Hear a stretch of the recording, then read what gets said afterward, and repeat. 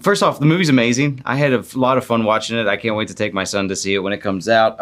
Evan, as the only person I know who's played both a serial killer and a tech billionaire with destructive ambition, did you find any odd similarities between them or have sympathy for either of them on any level? No. I did not, no. No on the sympathy or no on the similarities? No all around. I think Gillian is a very ambitious, it's a completely different thing. And I think, working with Gillian, her character, Elizabeth, the mother-son dynamic and the pressures of trying to, prove to her that he can do it, I think was a real challenge. And a big part of why I wanted to do it. I got you. I thought there was a little Norman Bates going on, but that's okay. Okay. Okay, nice. No, Gillian, I want to know. I loved your performance, and your accent was incredible. Honestly, I feel like that's such a hard accent to pull off. I wanted to know, was it directly inspired by the fact that you're the daughter of the late great David Warner? Yes. Yeah. It was. Yes. Did you watch any of his footage to sort of nail it down, or did you have a dialect coach or anything like that? No, I mean, I live in the UK and I have for 22 years and grew up there, so it was a natural, I've done the accent many, many times before. So that bit wasn't hard.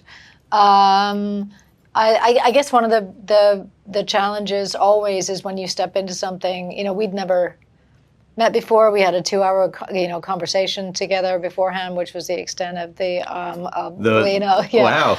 So it's that ends up being the challenge, is bringing with you all of the history that really doesn't exist. And so that's a fun part of the challenge, and the humanity of something, particularly if it's so much tech on the side as well. You want to ground them in something that feels real and recognizable. Well, to that, I wanted to say, Julian sort of represents, I felt like, ambition without restraint. Elizabeth is the one warning him of the dangers. Did you guys see your characters as reflective of the current debate around AI, basically innovation versus regulation?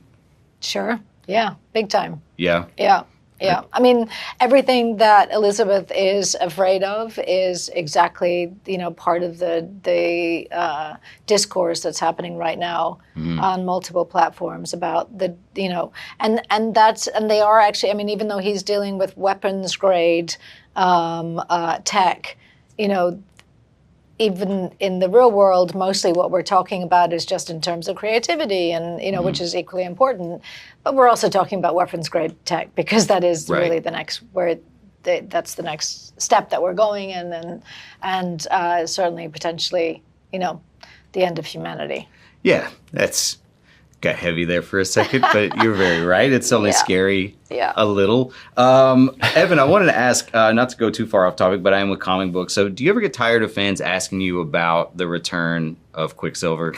No, actually. Yeah, so about the return of Quicksilver. No, I really wanted to know, is there anything that you feel like that there's still left to explore with that character? Is there something that you would like to personally do without asking you if you're going to come back as him?